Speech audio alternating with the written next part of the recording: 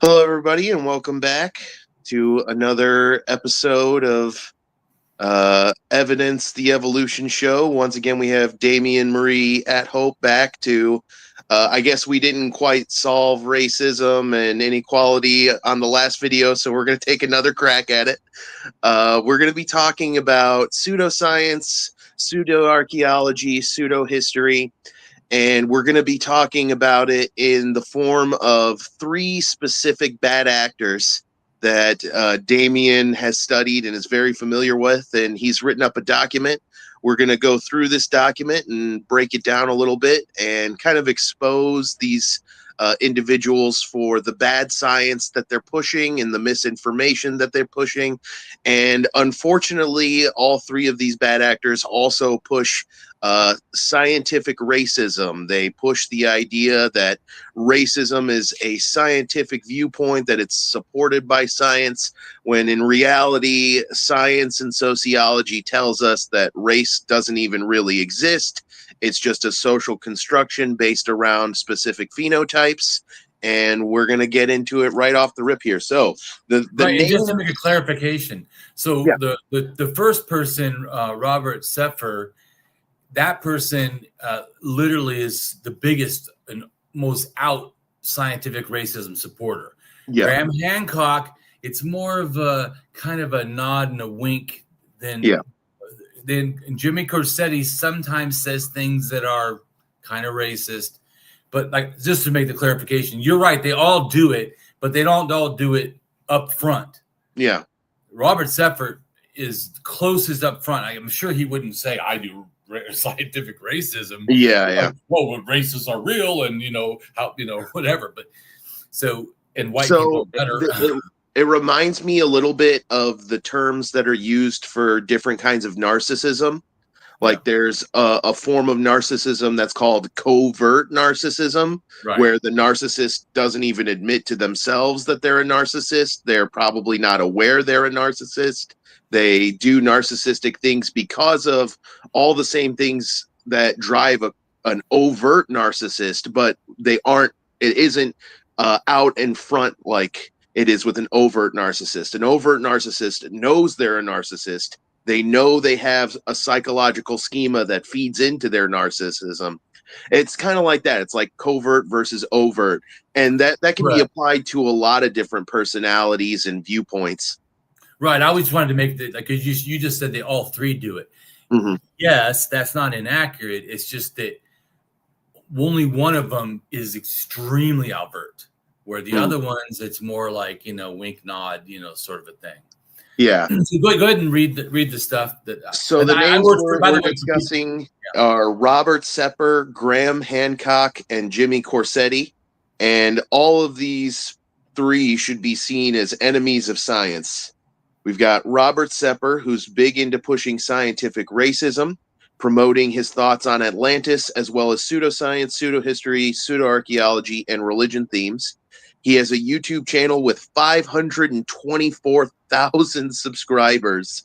Ugh, it stresses me out to know that many people are following. Graham Hancock largely promotes his thoughts on Atlantis, which he calls a lost advanced civilization, as well as pseudoscience, pseudohistory, pseudoarchaeology, and religious themes. Has a YouTube with 479,000 subscribers. And then lastly, Jimmy Corsetti, Bright Insight. His YouTube channel, which has 1.74 million subscribers. He pushes conspiracy theories as well as pseudoscience, pseudohistory, pseudoarchaeology, and religious themes, following in Graham's footsteps. So you see, all three of these people are kind of in the same area. They're all pushing pseudoscience, pseudoarchaeology, pseudohistory, and a lot of religious themes. Right. They all push religion. Right. So, which is crazy because a lot of atheists have never heard of these people, and even some scientists, which they definitely address and attack science. Like, I don't know why more scientists themselves don't know. I do know that I showed you the video that Sick Gibbon or something. I can't remember. Gutsy Gibbons video on Robert Sepper. He has 2 of them. She made one, and then his fans literally attacked her, and stuff, because he has like a cult following. It's gross. Actually, so does Graham Hancock. Less Jimmy Corsetti, but some people do that for him too. I mean, it's crazy. I don't know. Yeah, and you know what? It keeps reminding me of narcissism, because another key aspect of narcissistic personality disorder is they tend to use intermediaries. Sam Vaknin coined the term "flying monkeys" for them. Like the Wicked Witch of the West, she cackles and waves her arms and sends out her flying monkeys to attack Dorothy. And it's the same way with like a narcissistic person. If somebody is the source of a narcissistic injury, they say something that dulls their grandiosity or points out the gap between their perceived value and their actual skill, they'll use their intermediaries to attack them. They'll spread gossip. They'll have the intermediaries harass the person. They'll make it painful for them to call out your bad behavior so that people are less likely to do it. That is especially the case, whether it's intentional or not, with Graham Hancock. He has literally also, just like Robert Sepper, he has cult following that will, like if you put their names, all 3 of their names in your title, change your title just to have them added, I guarantee more people are going to attack or check this out, because they have like cults. Yeah. Like religion. I mean, it's like, and they do religion. So, it's not that far from, it is kind of religious. By all means, flying monkeys of Jimmy Corsetti, Graham Hancock, and Robert Sepper, by all means, come over and attack me. Post vile nonsense in the comments. Every comment you post is just driving this video up in the algorithm. So I welcome it by all means. And that means you're watching it. You're getting exposure to the fact that you're following anti-scientific charlatans. So, so let's keep going so that we can get to why they're bad. Because we've already said they're bad, but you can read some more stuff and then you understand that they are. So Jimmy Corsetti is... You describe him as one of the most combative and toxic as a person, and that he's seemingly proud of how toxic he is. Yep. And that he has welcomed being called a conspiracy theorist, which is interesting because I think most people would bristle at being labeled that. They would try and abjure that title. Just shows his personality. Yeah. Toxic. He doesn't, he's like, whatever, call me that. Good. Yeah.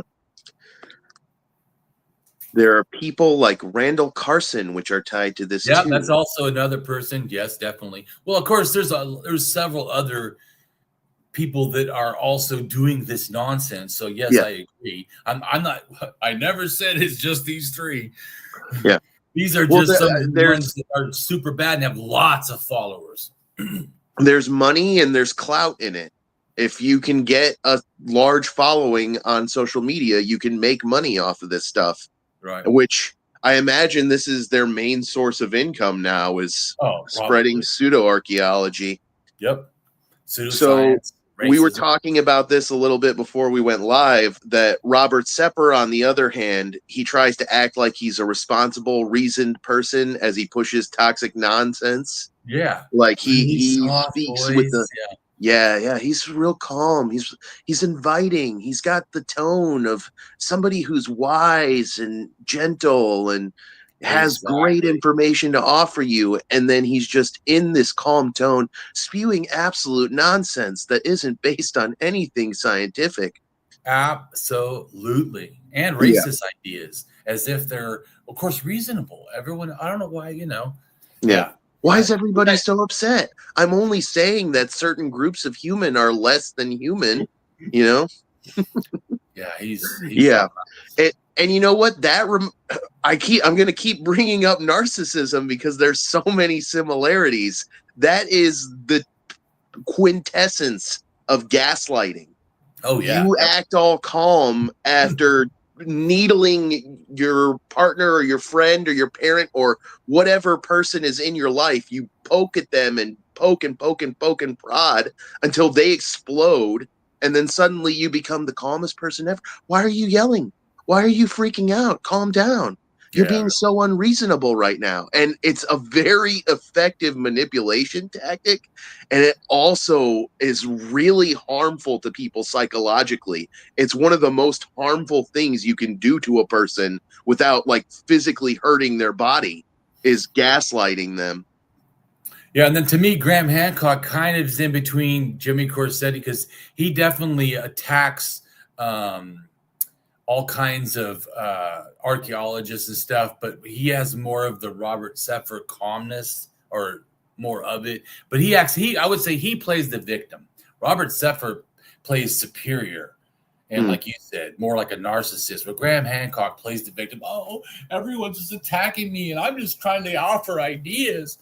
Well, narcissists do that too. They'll also play the victim. They'll develop persecutory delusions in order to explain away their grandiosity gap.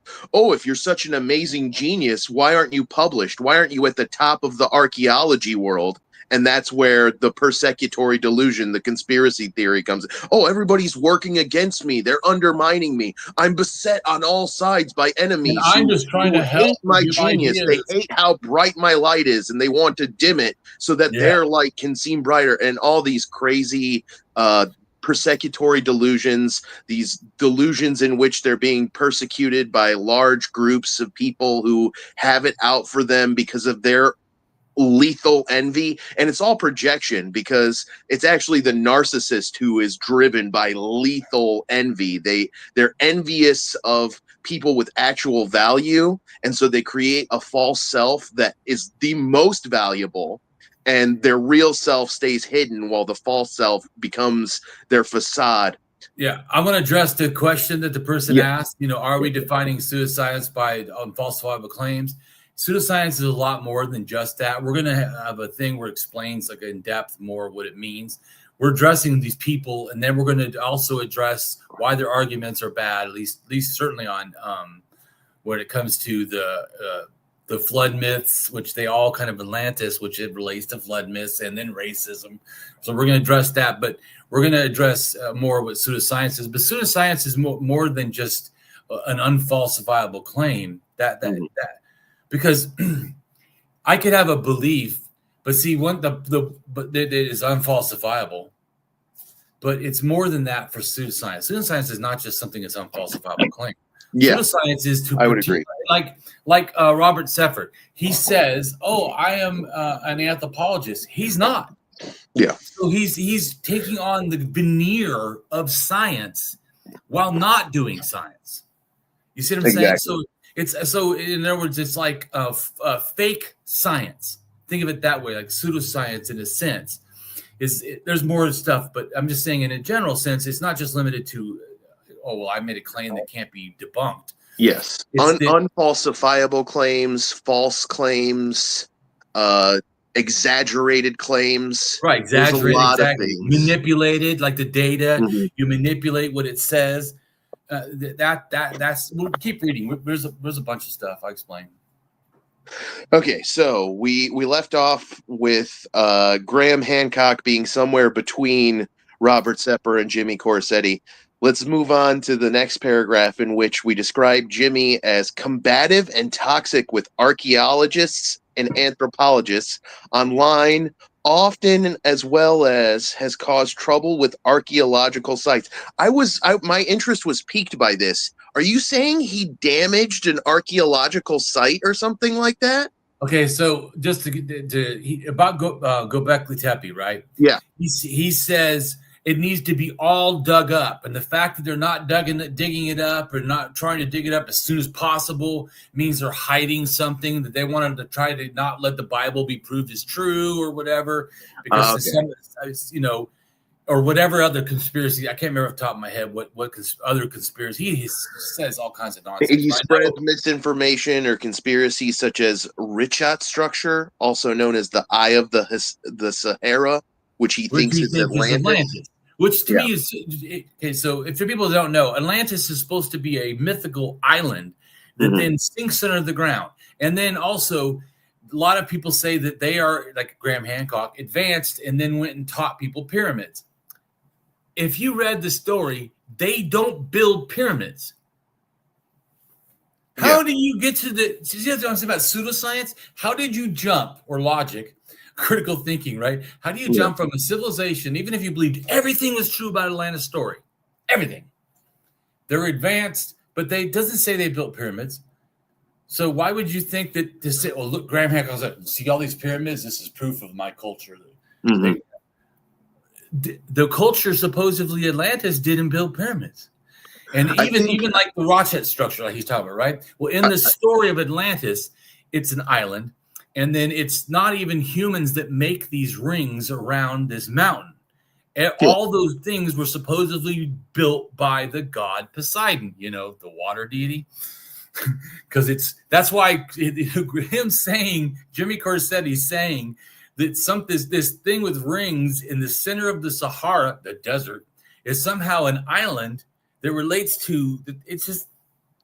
I think it's pure confirmation bias, Damien. It's that I want pyramids to be involved, so they're involved. Period. I don't need a lot of evidence to draw that conclusion when my desire is to draw that conclusion. Oh yeah, that's what I'm saying. It's pseudoscience. They act like the myths are also could be real and stuff. There's no reason to think that.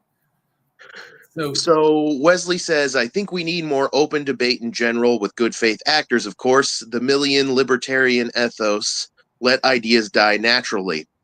I think debate it can be a good thing, Wesley, especially if both people are good faith actors. I don't think this is how scientific ideas actually. I don't really think this is how revolutions happen, though. Generally, debates just get both sides to dig their heels into their pre-existing viewpoint. I think generally the way that ideas die is that the old generation that believed in them dies, and a new generation replaces them, which has always been familiar with the contrary idea, and so it's not as alien or perverse to them, and they have an easier time accepting it. I think Max Planck said a quote that was basically to that effect. But also to address his thing, they have, like I said, Jimmy Corsetti does it all the time, talks to archaeologists. They debunk his shit all the time. Graham Hancock has done this for 30 years. Archaeologists have done this back and forth with him. In fact, he did a debate with an archaeologist, Graham Hancock, on the Joe Rogan show. And on that show, Graham Hancock, my favorite quote by him, he said, from what the archaeologists have found, yes, there is no evidence of a lost advanced civilization. To me, like, what are you talking about it? What? Okay, there's no evidence. What? Done. Wesley is on fire tonight. He's making some great points. A point about conspiracy theories is that they often don't have a real model to test, but they just poke holes in someone else's model. And I think that is very much the case about these particular individuals. They don't really they have a very loose, scant on detail story that centers around a fictional location that never existed. How do you build a model around that? You can't. That if the centerpiece of your model is a piece of fiction, it's like building a model based around freaking Jotunheim or Asgard or something like that. No, but even like I said, okay, let's assume, like he said, an argument. Okay, let's assume Atlantis story is true. Why don't you follow what it says? Jimmy Corsetti, it's not in the middle of Africa. Mm-hmm. It's in fact, it says it's past the Straits of Gibraltar out in the Atlantic Ocean. So it literally tells you where it is. There is nothing there, but I'm just making a comment. Mm-hmm. If you just follow the story, that's what I'm saying. They're just lying. If you follow the story, then you would never say that that's even possible. Anyways, let's keep going. Yeah, it's been around for a while, Wesley. I think it's partly a desire for the world to be more fascinating and magical than it appears, and they co-opt it into something a lot grosser, a lot more disgusting, which it becomes about justifying their prejudices and discrimination. Yeah. Yeah, speaking of prejudice, let's read the next one. Robert Sepper, yeah. And this guy has caught some attention from not just me, but from Gutsick Gibbon, Professor Dave. A couple of other content creators have caught on to the fact that this guy is kind of gross. He's into pushing outright racist themes, whereas the other two try to be a little more crypto racist rather than overt racist. Damien's opinion is that Joe Rogan is garbage and has supported Graham Hancock and Jimmy Corsetti, but even Joe Rogan thinks Robert Sepper is the real racist and expressed as much on an episode of his podcast. How bad of a person do you have to be for even Joe Rogan to be like, this guy sucks? Oh my god! Right. So I mean, it's not. That's what I was trying to show too. It's just not our opinion. We're not just somehow being biased against poor Robert Sepper. You know, even Joe Rogan, who I think is garbage, looks at him, goes, "Yeah, that dude is a bad person." Yeah, it's kind of like Darth Vader being like, "Whoa, man, you're kind of flirting with some evil stuff there." You know, right? Exactly. If it turns out that Voldemort thinks you're a bad person, it's like, how much worse can you get? Right, exactly. So the next thing basically helps to kind of address how these are similar. Yes, we're going to define what we are talking about here with pseudohistory, pseudoarchaeology, and pseudoscience. And they're all similar because they all present claims that mimic scholarly fields, but reject or ignore established evidence-based methodologies. They often rely on exaggeration, fallacious reasoning, fabricated evidence to support unsubstantiated theories, and frequently present findings that are romanticized, simplified, or not grounded in fact. I think that's a great definition. It's a good way to describe it. Right. So some of the shared characteristics: rejection of established models.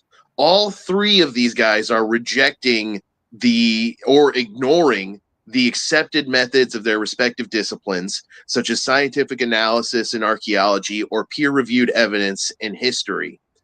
They produce unsubstantiated theories that are not supported by credible evidence. Instead of following a logical evidence-based process, they start with a conclusion and work backward.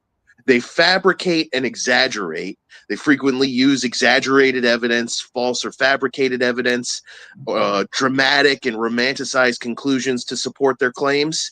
They appeal to authority. They try to build an air of authority to seem legitimate to the public while undermining the credibility of genuine experts and established knowledge.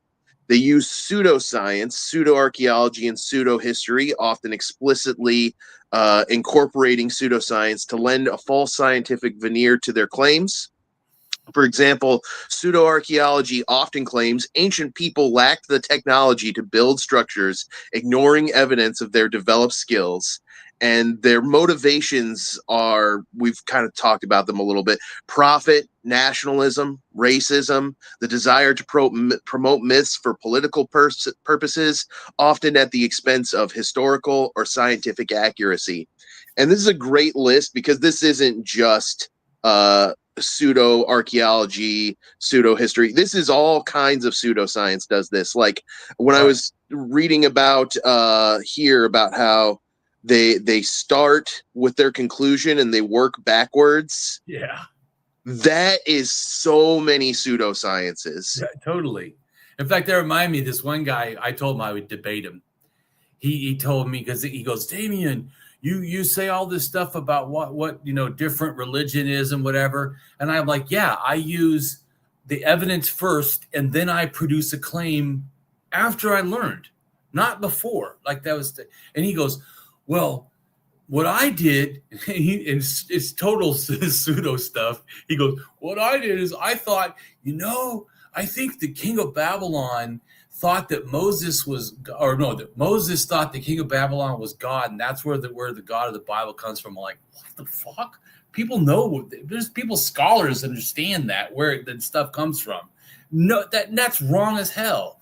So but he tried to backtrack, look for evidence to prove and not agree with anything that disagrees. And I'm like, yeah, that's pure pseudoscience right there, pseudohistory or whatever. You're literally, that's not how you should do it.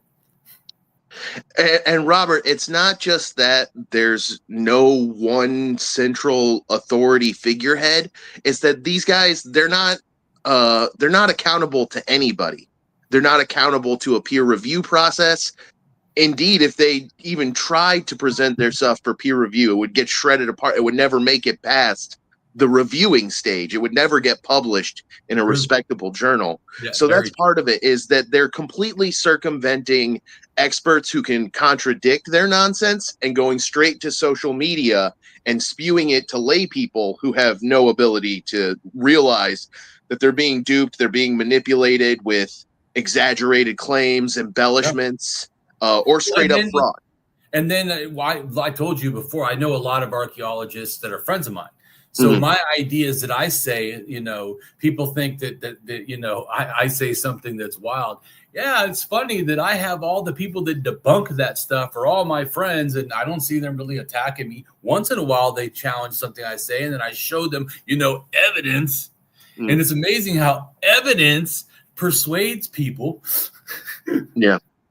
But that's the lack of what these do. When these people are challenged, they challenge the challengers instead of feeling like I feel, which is like a philosophy thing. I have the burden of proof. If you say, why do I think that? I need to present the proof. Why I think that. I shouldn't be getting mad. I should be happy. Great. You want to learn from me, But they don't. They get mad. They get hostile or wait a minute. You just, I never say that. In fact, we know from our last talk that out of Africa, that model is complex. Very. Not a great deal of people truly understand it, and it makes it easier to lie to them about it, to manipulate them and mislead them. And a lot of this stuff is they don't know. True, and a lot of this stuff is complex. I've been studying this stuff from 2006. And I bought archaeology books and tried to understand, like $100, $200 books, because I wanted to actually understand, not like just my own, because my own thoughts, or because I'm an atheist, I don't believe it, then it has to be whatever. No, I wanted to know the truth. How did this happen? Not.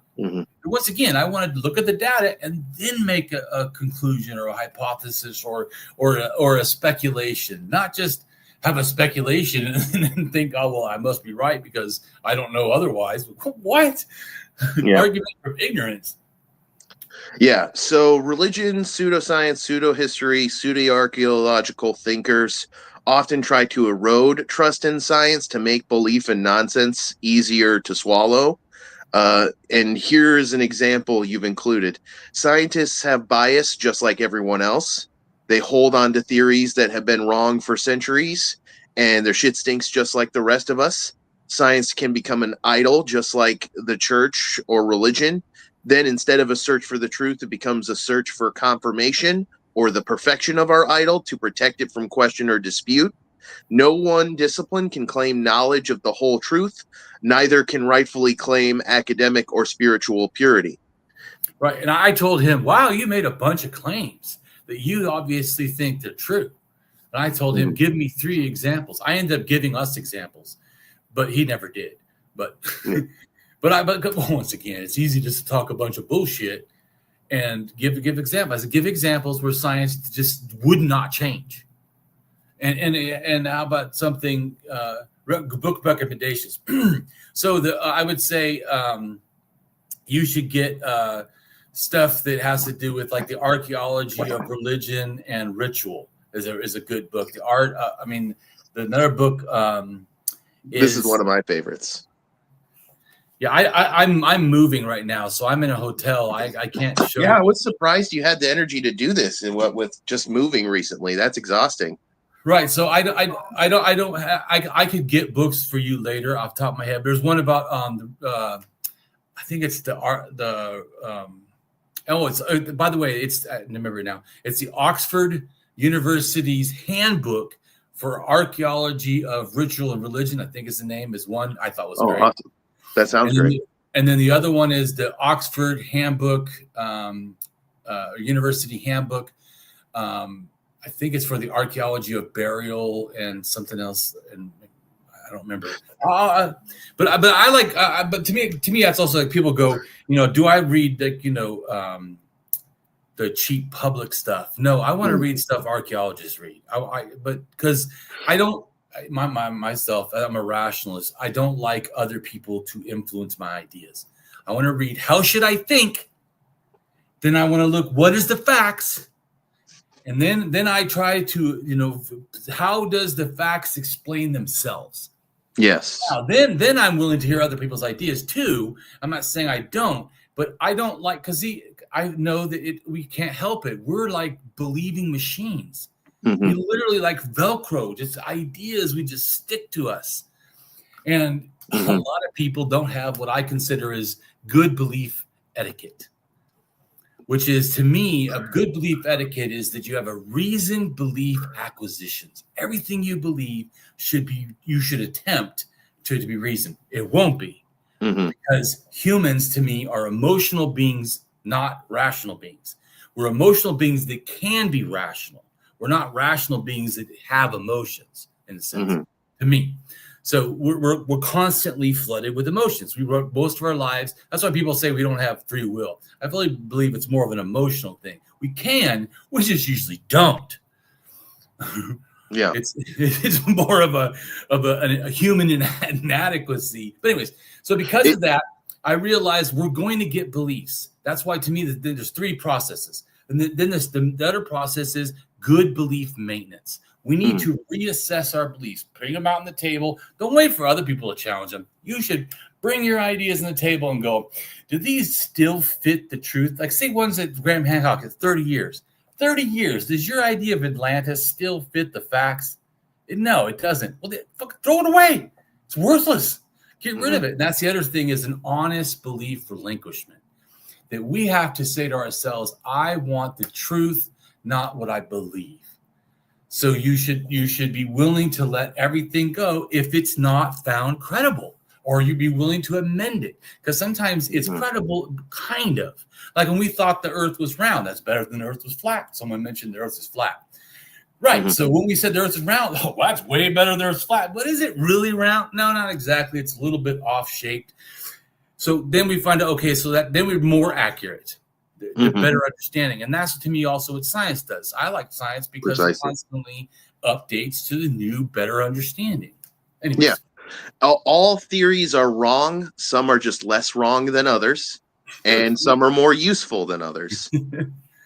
Yeah. So go ahead and read what Damien if you want to, if you're willing to, after we do the stream, if you want to put together a reading list, I'll put it in a pinned comment and people can maybe look up some now. books. Maybe when I because I have to look at, I have a blog where I talk about the books that I have bought or read. Okay. And that's a good, and you could pick also the spirituality, or maybe it's like is it spirituality as behavior or something? I don't remember exactly, but that's a very good book too. I liked. Okay. It's not most of the books, by the way, that I like are generally $100, $50, $200. I mean, they're like scholarly stuff. Yeah. So, but I'm moving. But I will get it to you sometime. Cool. It's not a super big rush. I'll put it in the pinned comment whenever you get around to it. It's no rush. Damien has a belief in science because science tests and retests itself. And I'm in agreement with like everything you write in this paragraph. Thank you. Science updates all the time to the latest facts because new evidence can come from new or improved research, new observation, new experimentation. The scientific process is not unskeptical. Rather, it is a continuous cycle of questioning, retesting, and if needed, refining explanations. Scientific understanding is always open and thus subject to possible changes and improvements if required. Damien sees science as doing both confirming and disconfirming evidence.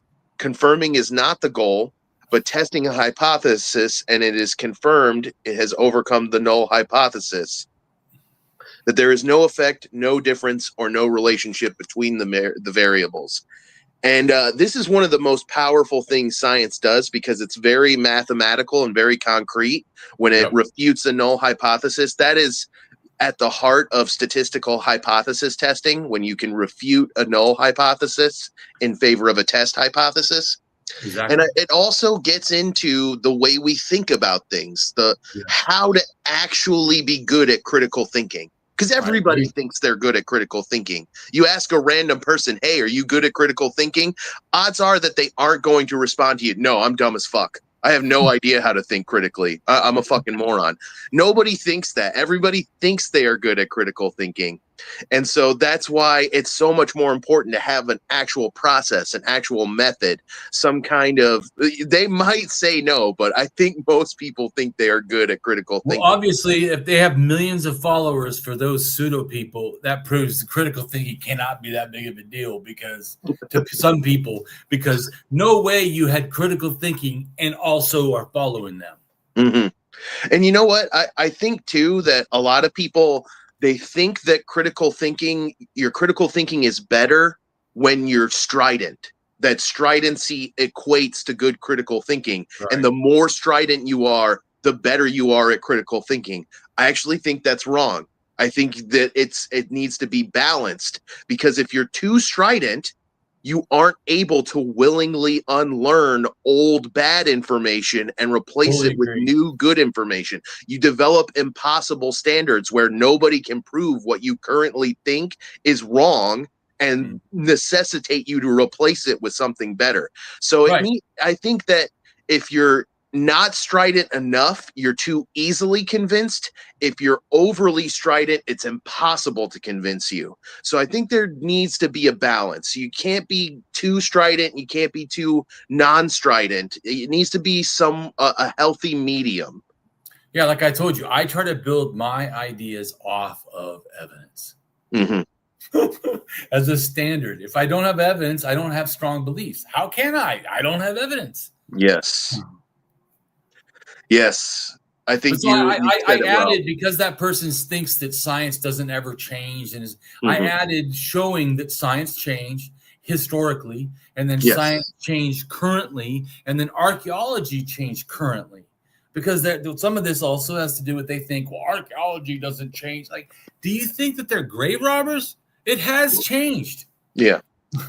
I like these examples. I especially like the geocentric versus heliocentric model, because I think it demonstrates that the concept that you don't a new theory doesn't become the dominant theory in science by convincing everybody who subscribe to the old view that they're wrong. Right. Most of those people, I think, will end up going to their graves still believing in whatever the original theory was. And I think this was the case with geocentrism versus heliocentrism. Even after Copernicus and Galileo had showed that it was wrong, there were still people that clung to that belief their entire lives and never switched to the new model. The next generation grew up with the heliocentric model, and Right. thereby they didn't need to be convinced to abandon an old powerful belief that they had. They grew up with Right. the new belief already in place, and so they became But acclimated to it.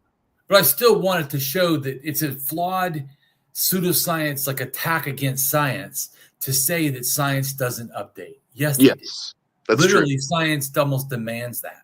It is a key part of the process. Right? Yes. Like, then you're not doing science. Yes, and these are great examples. The geocentric versus heliocentric model, spontaneous generation.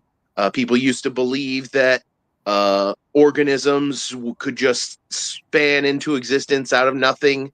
You look at a bowl of gravy that's been left out in the open air, and a few days later it's got mold growing on it, or it's got maggots swimming around in it, and to them that seemed like things were just poofing into existence out of nowhere. You look at a pond, and then the next day there's swarms and clouds of tadpoles swimming through it.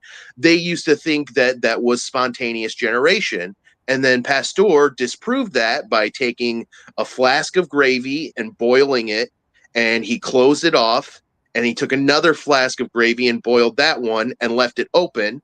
The one he left open ended up getting microorganisms and mold and maggots in it, and the one that he closed off didn't. And it proved that what happened was when he boiled the gravy, it killed all of the microorganisms inside, and the one that he closed off, there weren't microorganisms in the air that were able to get in there.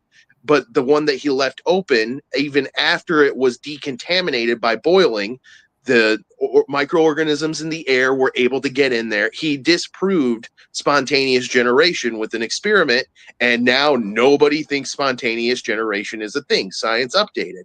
Somebody did it. They developed a novel testable prediction, and it produced substantial evidence that the previous view was wrong. And now everybody goes by this new view. And maybe someday somebody will develop a novel testable prediction that the current view is wrong, and we'll have something better than, the germ theory of disease, which I doubt personally, but that possibility is part of the process of science. It's how we continue discovery. We continue researching and refining our ideas about the universe. That is the basic concept of science. That's what science is good for.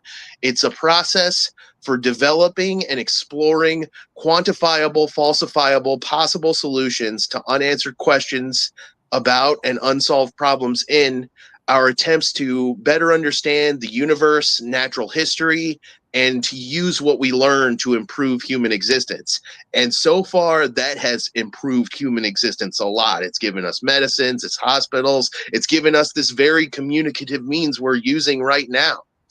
And I think a lot of people who are undermining that by pushing misinformation, they probably they wouldn't thrive as well if science weren't so strong, which is ironic. They need science to push pseudoscience. Well, yeah, because like a lot of times they'll say, well, this site or that site, yeah, the site that the archaeologist did, or this piece of data disproved something else. Yeah, that data was a scientist or a archaeologist or, whatever, a DNA, I think this is true, Wesley, because one of the things that happened with heliocentrism versus geocentrism is that in the geocentric model, Earth was a special place. It was at the center of the universe.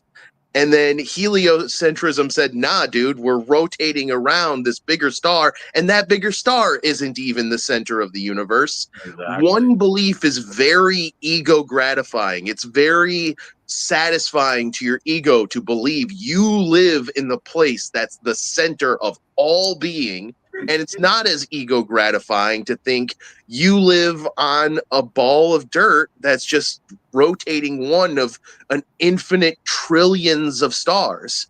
And so, yeah, I think this is true that a lot of people held on to that belief because of it was metaphysical and ontological and emotionally powerful for them to believe that they lived in the center of the universe. And if you believe the Bible and religion, everything was created for us.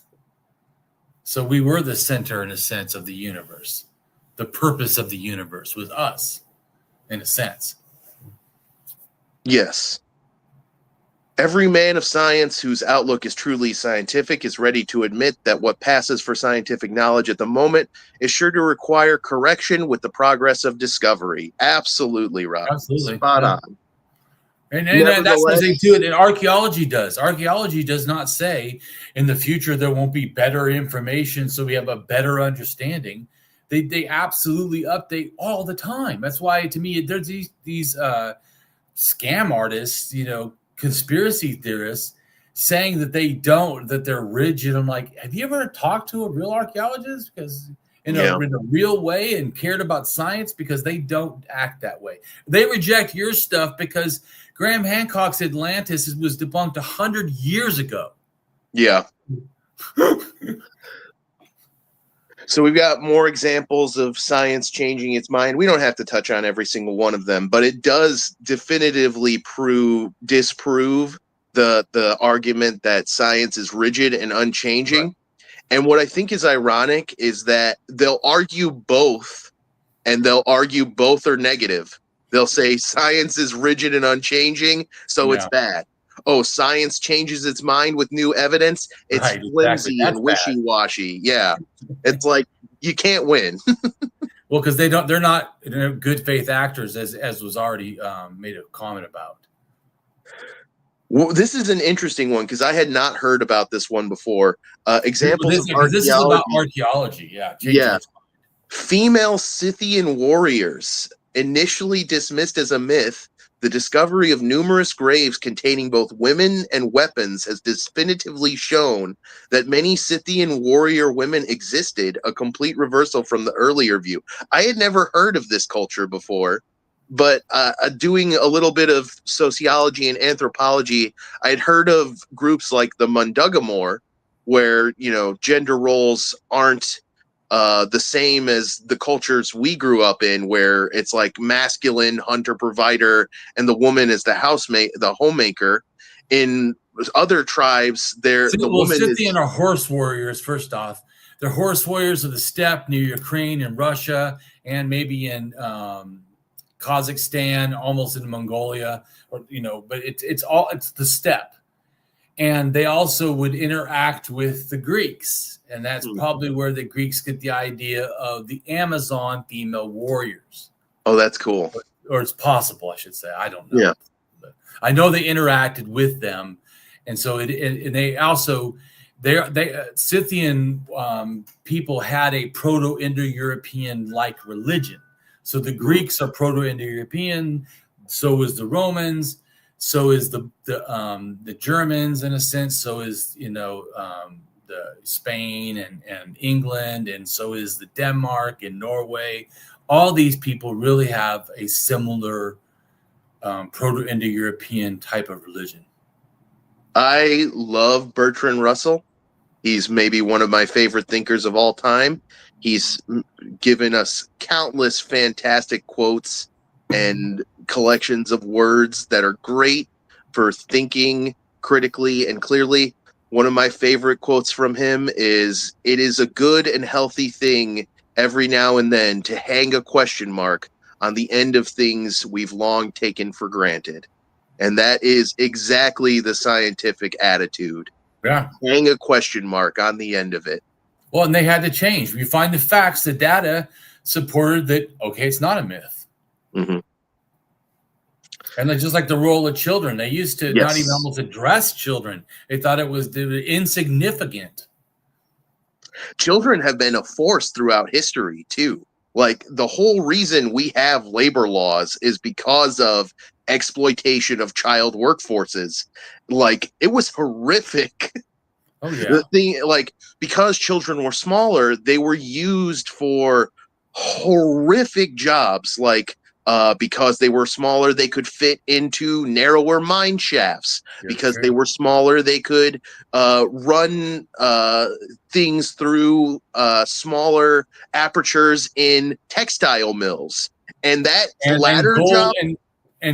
some gold and gems were done by children, probably, because they, as an adult, you start losing some of your eyesight before glasses. And so it's the youth that have to actually do these really fine working stuff, because some of the gold working, and especially the Iron Age, outrageous, fine detail. Yes. Yeah. Tiny little hands. Yeah. For, you know what? I recall seeing pictures of when child labor was on its way out, when that was getting abolished, of people protesting with signs saying the children want to work, things like that. And just thinking how strange that appears to us now, versus what the social viewpoint would have been then. Back then, it was just, you had a kid, you put them to work. What's the point of having a kid if you're not going to put them to work? That's what they're for. They're a free workforce. You have a big farm you got to tend, have a couple of kids and have them help you do it. That's right. Yeah. I mean, I don't agree that should happen. I agree that did happen. Yes. It still does happen. So, and also to me, the importance of artifacts. People used to just think stone tools were just for what they were, the stone tool itself, not thinking about uses or how it's made and all kinds of other stuff, Yeah. Like it talks about here about how you need an understanding of materials. And I think that's true at every level. Because when you look at stone tools, one of the biggest things that determines if a specific stone is usable for being shaped into a tool is Correct. how hard or soft it is. If it's Correct. too soft, it's not going to work. It's going to break Okay. the first time you try to use it for what it's used for. If it's too hard, you can't shape it into anything other than its natural shape. So you do need a certain understanding of materials, which Oh is yeah. easy to overlook. You know, you think monkey pick up rock and smack it against other rock, but there is a deeper level of understanding there. Yeah.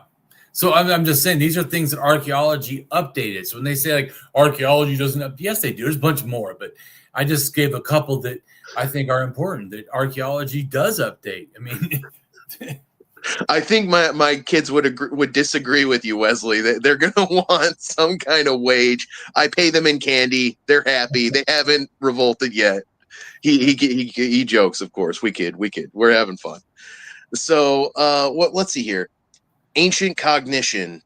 Cognitive archaeology now views mind and material culture as interconnected. The creation of objects like pottery is not seen as merely executing a preconceived idea, but as a dynamic, interactive process involving the potter's body, mind, and the materials themselves. And I think we were kind of talking about this a little bit. right. The Yeah, cat a lot of this domestication. is understandable. Cat domestication too. It's not like the new theory debunks in a sense the old one. The old stuff did happen. We have evidence for it, but the assumption was because it happened a long time ago. That's where cats came from. Now that was inaccurate. Yeah, it's like our understanding expanded. Correct. One of the things science can do is it can refute a previous model. Yep. Another thing it can do is it can refine a previous model. It doesn't completely strike the old model down, but it says certain aspects of it were incorrect and makes them more correct. Exactly. So back to Robert Zephyr, Graham Hancock, and Jimmy Corsetti. All of them believe in some version of Atlantis. And this is one of the more mind-blowing. This is like Bigfoot hunter, Mothman level. It is. It's crazy. It's wild. It's like theorizing that Narnia was real. There's so many fantasy locations. To place any of them somewhere on our real Earth map is just a little bonkers to me, and it's wild to me that people do that. Atlantis feels like a somewhat unfalsifiable claim because you can always move the goalposts. Yeah, no, I don't disagree with that. I think that's true. If you don't find it in the Atlantic Ocean, well, the legends were wrong. It's somewhere else, actually. You know, there's no official smoking gun where you can say, oh, we know for sure now that Atlantis didn't exist. And especially when it comes to conspiracy thinking, even if you did find something like that, it would probably just be dismissed as part of the conspiracy. Exactly. The elites are trying to pull the wool over our eyes and hide the truth by producing this really good evidence that Atlantis never existed. Yeah. So pseudoscience treats the legend of Atlantis as a literal historical event, often claiming survivors spread advanced knowledge to other civilizations, while mainstream archaeology views Atlantis as a fictional cautionary tale by Plato. It's like, why is this even this shouldn't even be a debate. It's very obviously a cautionary tale by Plato. I know, 1 million followers and they push this nonsense. I don't understand it at all. So how? Yeah, it's inspired by real world events like the volcanic eruption on Thera, but it was only ever a parable. It was a story meant to impart a lesson that was basically a warning against hubris. That's right. Yeah. The pseudoscience is characterized by ignoring real archaeological evidence, promoting theories of lost ancient civilizations, and sometimes incorporating racist ideas. So there are lost civilizations. I don't know about lost advanced ones, but there are civilizations that have existed in the past that we didn't have evidence for, and then we did find evidence of them. So there is a veneer of reality to that this could be a possibility, but the specific claim of Atlantis has its root in a myth, in a lesson teaching myth. Yeah. The myth of Atlantis is significantly entangled with the history and development of scientific racism and white supremacist ideologies, particularly in the late 19th and early 20th centuries. These series used the lost continent as a supposed origin for a superior white or Aryan race whose achievements were used to deny the capabilities of non-European peoples. And we see this is Robert Sefford, by the way, almost to a T. I think he just read that and then used that, because that's almost without saying it exactly like that. That's his big thing. In fact, his YouTube channel is called Atlantis Gardens, I think, or something like that. Yeah. It reminds me of the Ancient Aliens guy. It's like anything that he can't understand personally had to be aliens. Right, he doesn't see how white people could build this incredible architecture. Aliens. And there is an aspect of racism to it. Oh, absolutely. For him, almost outright. But all of it kind of is. But so this right here, this is my art, and this is research done. I didn't do this to show this. This is research, and I'm just showing my art, explaining what the research found. Yeah. So the research seems to show that there's 3 different sets that went from North Asia into the Americas of what's called Earth Diver mythology. And Earth Diver mythology is basically it's like all the world's myths in a sense. They almost all start with the world as a water world, and then somehow land happens. Even the Bible talks about the Spirit of the Lord flew over the waters of the deep. And then land happens. So that's and the Egyptians would call that the Mound of Creation, which is very similar to what the Sumerians believe, a mound of creation. That's also what ends up being related to pyramids. But so that also, if you understand what the flood, so this is pre-flood ideas in a sense. This is because this starts probably, the research says it probably starts 24,000 years ago and ends about 3,000 years ago, like or sometime 5 to 3, whatever, the last version in a sense. So then there's probably one in between. I think it's about 10,000 or something because of the DNA. And anyways, but my point is, this shows though that you don't need to come up with nonsense. Like so how did we get to from this in a sense, like World Turtle? World Turtle is an Earth Diver mythology theme because the turtle is the mound. That's the only difference. Where like in the Earth Diver myth, originally there was no turtle.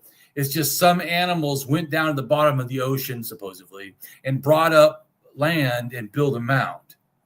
Yeah. And so this shows where it comes from too, because the different, I don't want to go really in depth, but these different things basically show Lake Baikal, which I have, I think, listed, is where the heart of all the ideas seem to like hub on. Yeah.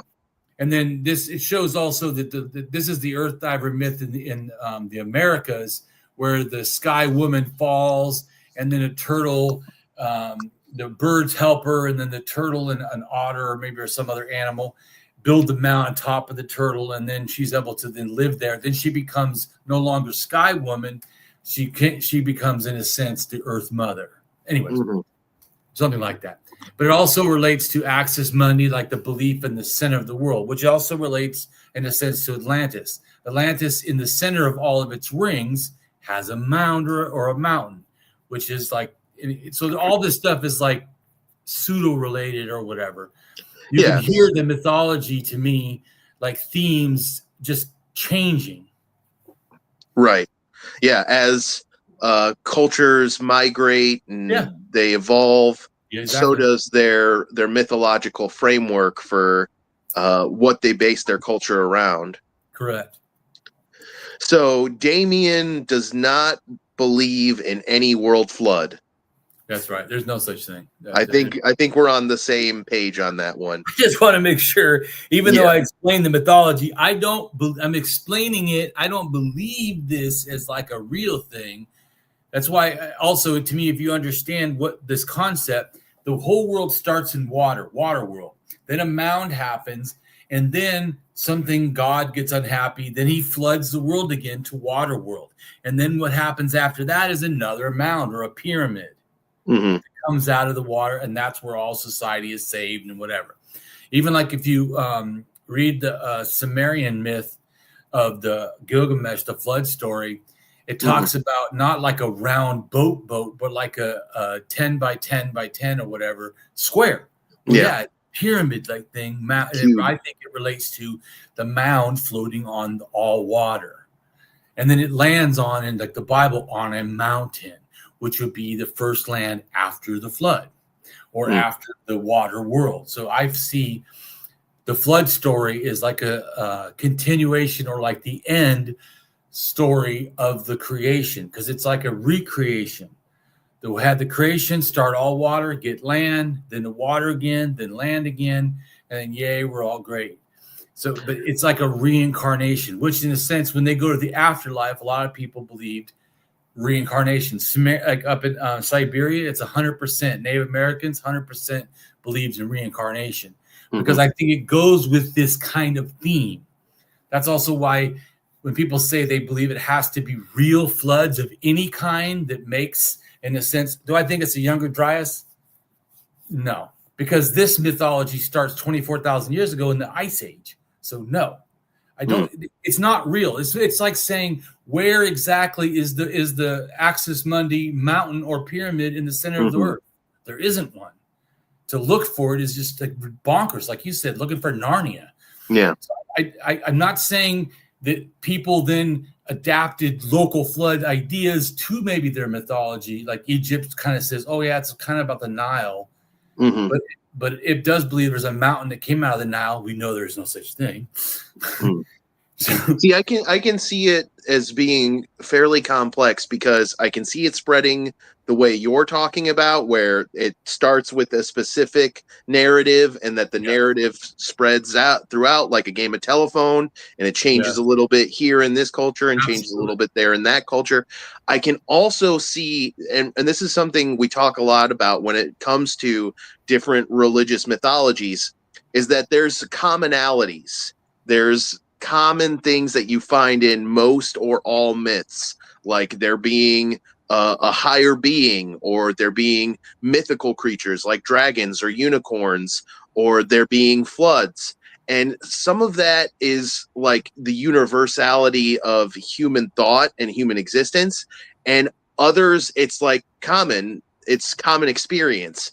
Because people in Egypt experience floods, people in Siberia experience floods, they experience adverse weather effects. That happens all over adverse the place. Weather. I wouldn't say really floods, but adverse weather. But see, on that, there's a rock in the center of Lake Baikal that looks like a mound coming out of the water, and it has a twin peak, which later we talked about before about religion and Twin Peaks, but it's a big deal.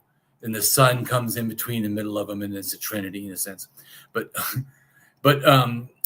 there also in the back of that rock is a thing that looks like a serpent or a water dragon coming out of the water, but it's actually just a stain in the rock. So to me, I understand what you're saying, but truly the myths, I can track them and show them to be almost exactly the same, and have all kinds of, no way you could come up with this randomly.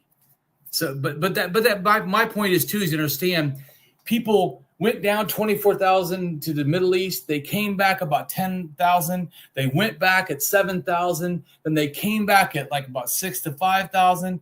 Then they come back again at 4,000. Then they come back at again at 3,000. So the myths were like dun, dun, dun, dun, in a way that we don't think about, because we think people just one area totally isolated. That's completely nonsense. They were not isolated. That's why I say I think that I'm pretty sure that the myth starts in the Earth Diver, because it's the oldest. I'm not 100% sure when it changes to the flood. I think it might relate to the Kurgans, because $7,000, it goes down into the Middle East, and then the people in Samaria start building like a Kurgan thing, which is the mound of creation that the Egyptians talk about, because they also are related to this. But I'm also not 100% sure that it wasn't the 10,000 that went out maybe from the Middle East when it changed to turtles. See, Israel had the turtle. So the Earth Diver goes down in the Middle East, no turtle. When it leaves, it has turtle. And then all of a sudden, everybody else gets turtle. So after 10,000, a lot of other places get turtle mythology. But then I say 6,000 because it could be that Mesopotamia, 6,000 to 7,000 years ago, invents the myth, and then it goes out 5,000. Not that still wouldn't debunk the fact that Earth Diver is older. It's just I'm not 100% sure when Earth Diver turned into Flood. Right. And you say here that you think flood myths started off as part of the creation mythology, Yes, and the flat Earth, as well as space, as a cosmic ocean, cosmic sea, or primordial waters. And that very much fits the biblical creation narrative, yes. where the Lord is hovering over the waters of the deep, and then he creates a vault that separates the waters above from the waters below, which creates land. The water below is the ocean. The water above is what's beyond the celestial gates, the heavenly gates in the sky. Yeah, right. The dome. Yeah. That's not there. Wesley says, don't tell Candace Owens that Israel has a turtle. So, like I said, too, I'm not saying any of this is real. I'm just saying the mythology moved around, and it moved around so much. It also makes it, even for me, understanding where the movements, I'm still not 100% sure when it switched to Flood. Because it didn't start in Flood, but somehow it switched to Flood. But I tried to give, once again, evidence of why, and I come to these conclusions. So you can keep reading. All right, so Earth Diver myths could be 24,000 years old, and turtle myths may be at least 10,000 years old. They're older and gave rise to the myths of the Sumerian flood story, could be even up to 6,000 years old. The Sumerian flood story, known as the Eridu Genesis, oldest known written, dated to over 3,600 years old, while the city of Eridu is ancient, with its founding dating back to around 7,400 years old, and the unwritten story could be sometime between that and the written one. So we're talking about oral myths Correct. That are spread by, you were told this myth when you're a child. Right. You tell your children when they're old enough to appreciate a bedtime story, and that is how the culture is passed on. And usually there's some kind of useful, there's a parable or a lesson that's imparted by the myth. Yep. True. And that's all I'm trying to say is I'm showing you the things we know, and then how I kind of try to gauge my thinking. Once you read the overviews, you'll hear more evidence that supports what I'm saying. So the Earth Diver motif, a creation myth where a being dives to retrieve Earth from primordial waters, may be linked to a 24,000-year-old culture from the Malta archaeological site in Siberia. According to researcher V.A. Naposkik, this connection is based on a similar waterfowl figurines found at Malta, and the prevalence of Earth Diver stories and shamanic waterfowl cults in cultures that share a genetic link with ancient Siberians. The hypothesis that Earth turtle myths are up to 10,000 years old is plausible, particularly the Earth Diver type found across North America and Northern Asia, which is thought to have been brought to the Americas by early peoples. Some evidence even suggests ritualistic behavior involving turtle imagery dates back much further. The first Eridu temple was not the one with the fish offerings, but an earlier version built around 5300 BCE, or around 7,300 years old, was a simple mud brick structure. Fish offerings along with ashes were found in a later version of the temple, specifically within a niche, indicating they were offerings to the patron deity Enki. This later phase with the fish remains dates to approximately the 4th millennium BCE, around 6,000 years old. See, pause right there. See, that's where I say that it could be 6,000 years old. Because I'm seeing something that's fish offerings relating to like a flood thing, because this Enki is like relates to like the fresh water or whatever of the underworld or whatever sort of the ground and or whatever. So the point is the first temple, I don't think it's that the water myth maybe is that old, because there's no evidence to support it. But the second one, the 6,000 one, does seem to have something that could relate to the because to me, like what they're trying to do is they're trying to give an offering. They're trying to get the deity to do favorable things. Mm-hmm. That really, to me, would start also when the deity didn't do favorable things, like blood. Yeah, they're giving offerings saying, "Don't flood us. Give us a nice harvest. Give us a healthy baby." Exactly. And when things aren't playing out that way, they're thinking, "We did something to anger the deities. We need to give them more substantial offerings." Right, and I'm not saying I know this 100%. I'm just saying you can see that I'm using the actual data that does support, or at least seem to support this, and I'm the date that I gave. So I didn't just randomly go, well, I just think it's 6,000 because I like that number. You see what I'm saying? I think using archaeological evidence, right, to base my thinking on. And the Epic of Gilgamesh is a little bit older than the Eridu story, even though the Eridu story probably was where the Epic of Gilgamesh got the idea. But tablets get destroyed, so the tablet can be younger, but the story is much older. So I'm just trying to show that, because some of you try to tell me, well, why would you care about the Eridu story? The Epic Gilgamesh story is older. I'm like, the tablet we found, you mean? And because we're talking about word of mouth cultural transmission, that probably things were not in the same form as what they started in. They were changed over time.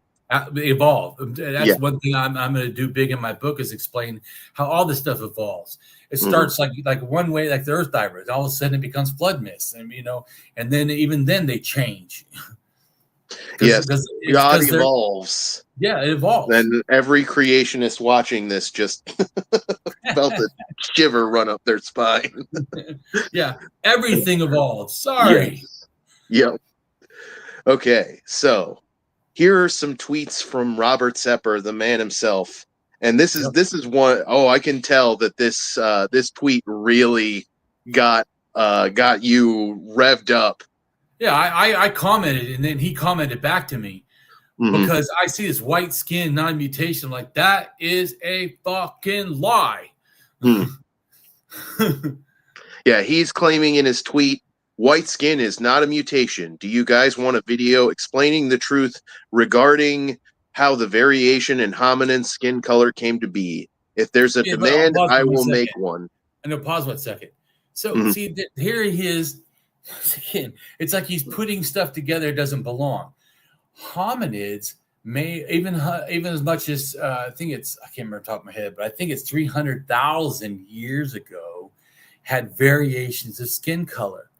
Fuck does that have to do with it with humans? They also used to climb in fucking trees or whatever. You know what I'm saying? Go back far enough. I'm talking about. So to act like that proves white skin is 300,000 years old, like, we used to have tails if you go back far enough. I mean, I'm just saying is they're adding it in a way that, well, I think actually it's El is the origin of the Israelite God.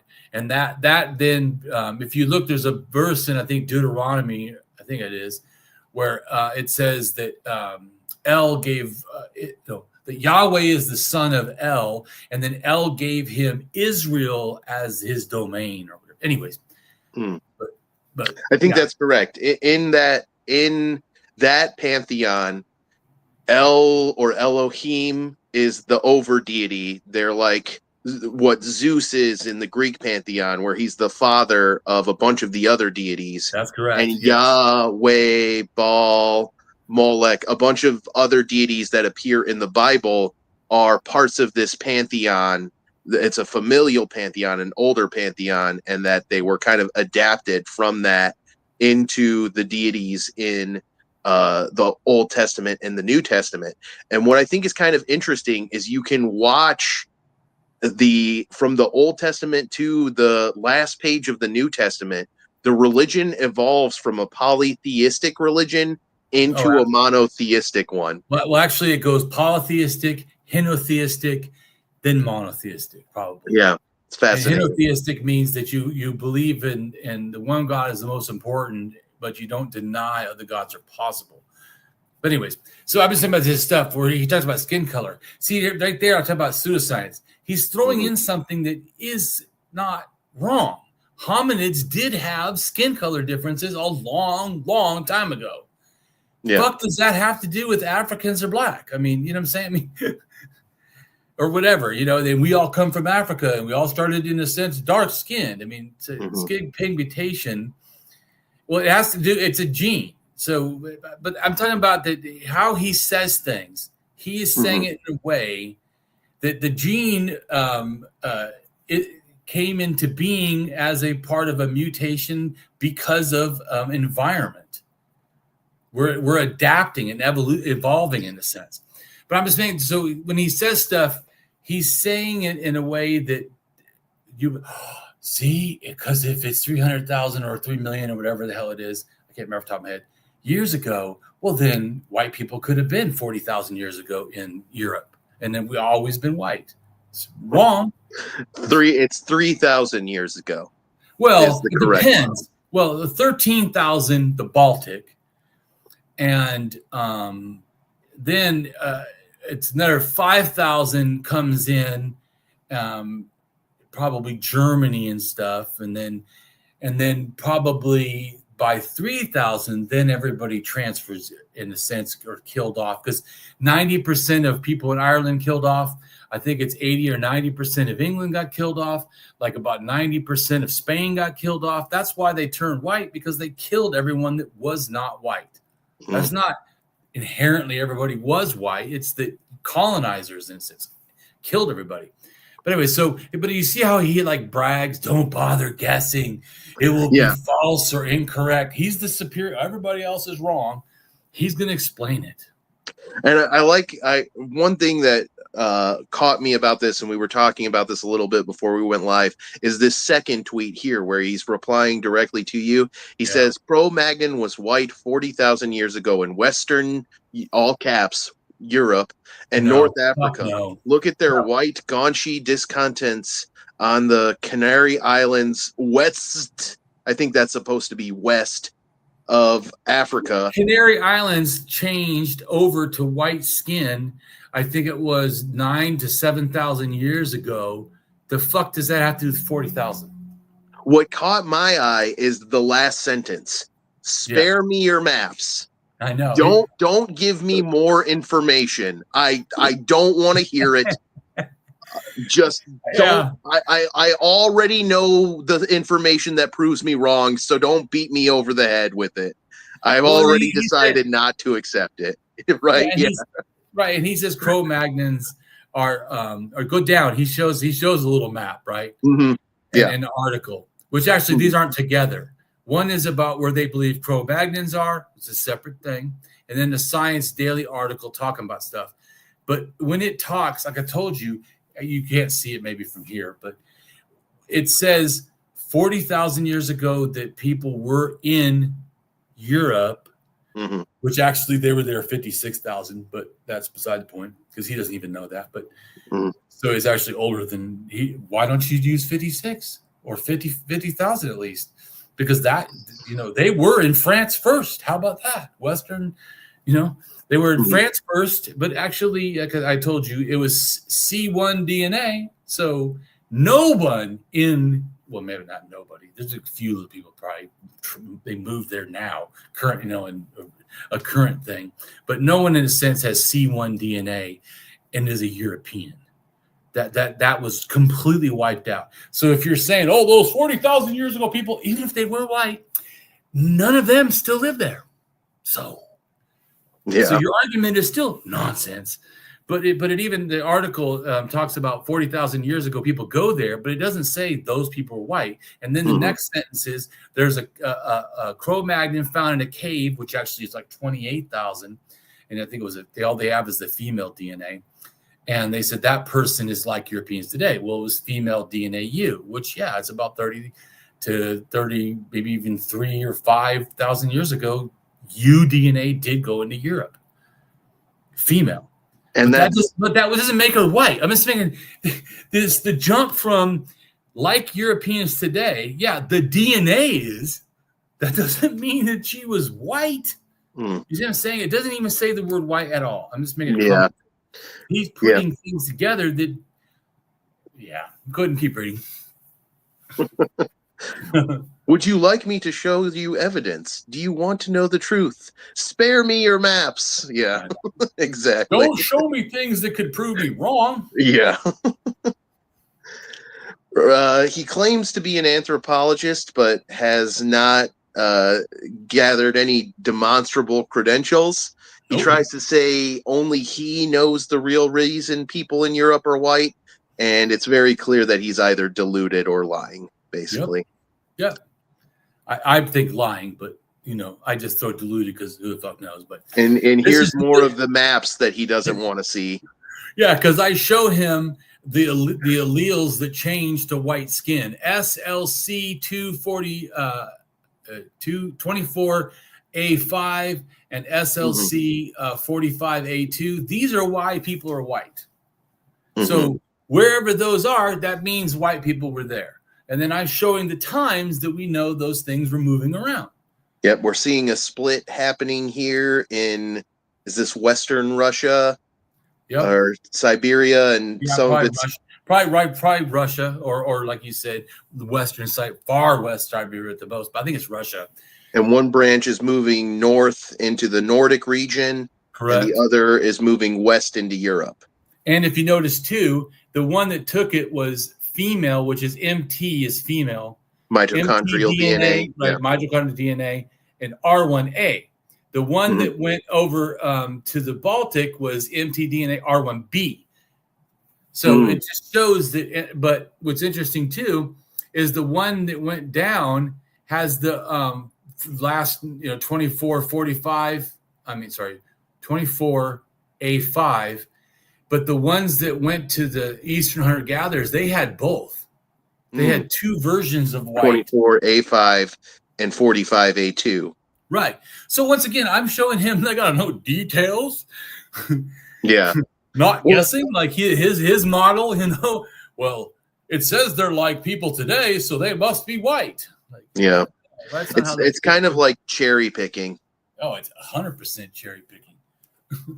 But so I'm trying to show that what these versions are doing, and of course he didn't want to have anything to do with me showing him that.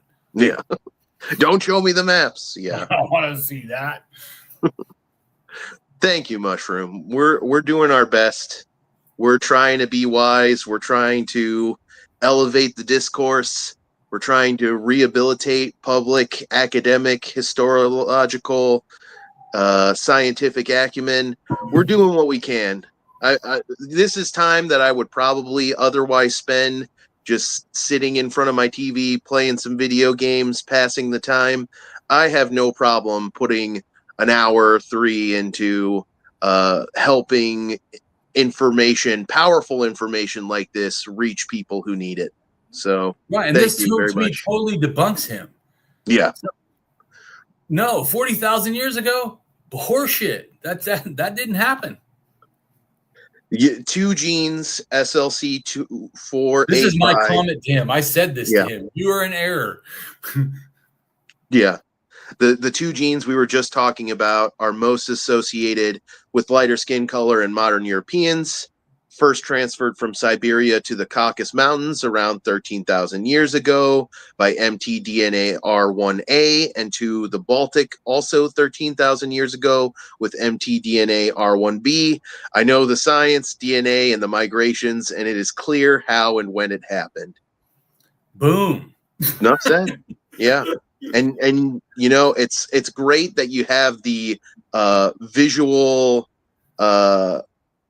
aids to help demonstrate it, because it is complex. Oh, it's very complex. When you can just look at the map and see where the lines are leading, and knowing that these are reconstructed based on archaeological evidence, it makes it very clear. It's archaeological, it's anthropological. I also use the DNA. I do the whole thing, because I feel like, how could I possibly know what's going on or who's doing it if I don't know this stuff? Yeah. And it is very complex. And like the dotted one, that's because there's question in science if it went just that way, or maybe went both ways, or maybe it just went the top way. But I think it went the south way. Why I did it, because there's more evidence in the Balkans that IJ, and then they're not sure where. See how it ends in Germany or whatever, almost in Denmark, with just I at 30,000 or whatever years ago. Yeah, but where did that happen? I think it could have happened in Turkey. I don't think so. They call it West Asia. I think it happened probably in the Balkans, and is most likely. It's also not impossible. Central Europe, maybe it turned from IJ to just I. In other words, I and J are together, and then it splits off, and there's a new, like child or branch, which is just I.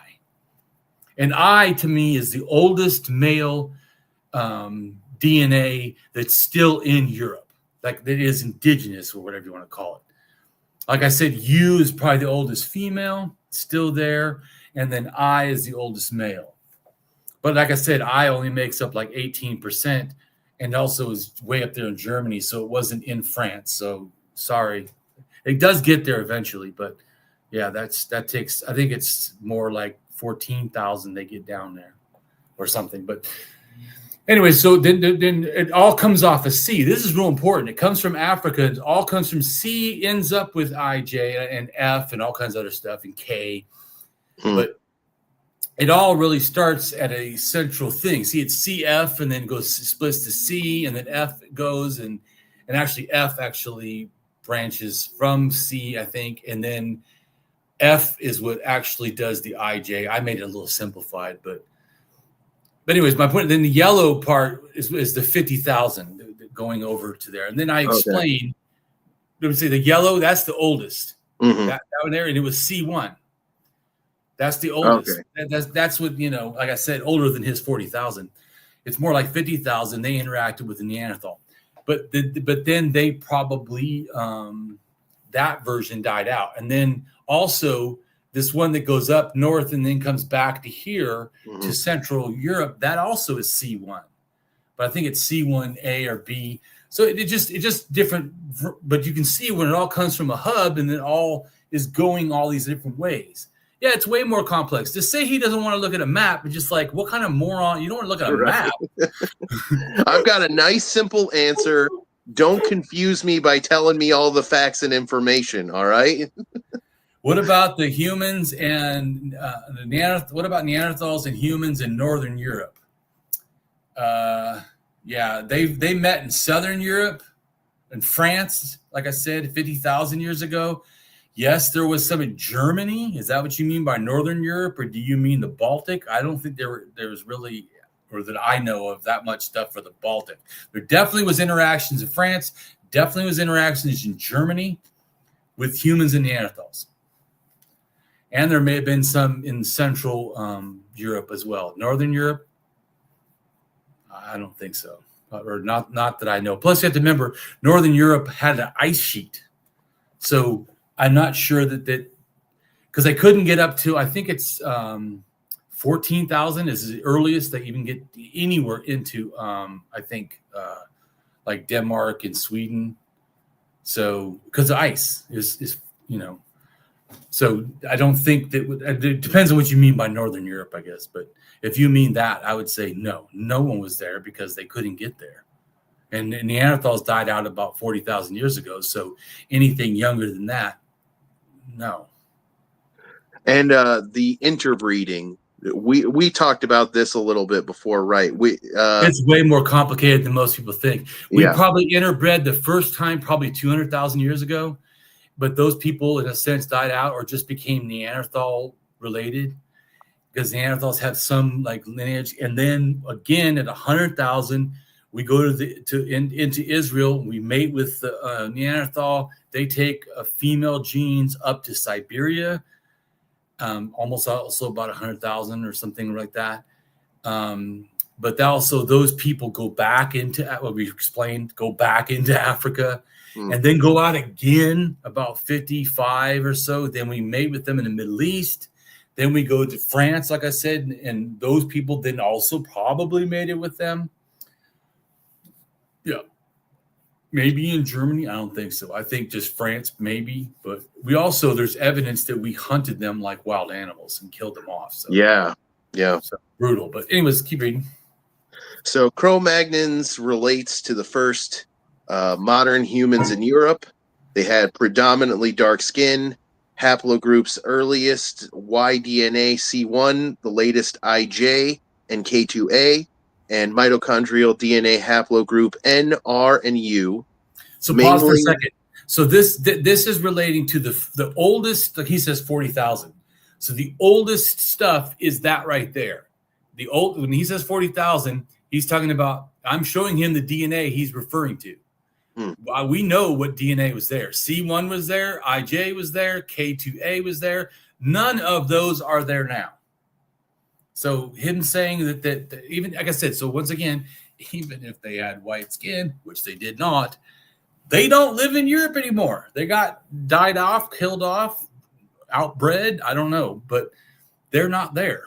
And then the mDNA, right? So the female mtDNA, N maybe still there, R, but later. Remember, because R gets there, remember, from Siberia, it goes back there at 13,000. Goes to the Cossack Mountains. But 40,000 years ago, no. But it re-entered. And U, like I said, is the oldest, like that's currently still there. In fact, my wife has U in her. So U is the oldest female, and C1 was, in a sense, the oldest male. Only U is still in Europe. As an indigenous, the oldest, I should say, the oldest. Mainly mitochondrial DNA U is the only currently in the European population.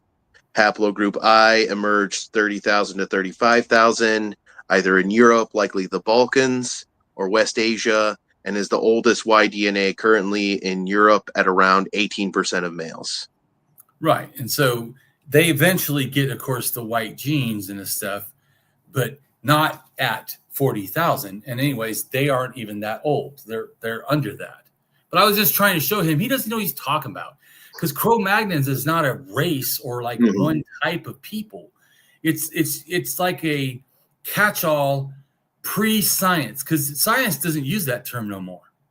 In a sense, in a big way. We call them early modern human, early modern Europeans or something like that. Yeah. They don't, which is more accurate.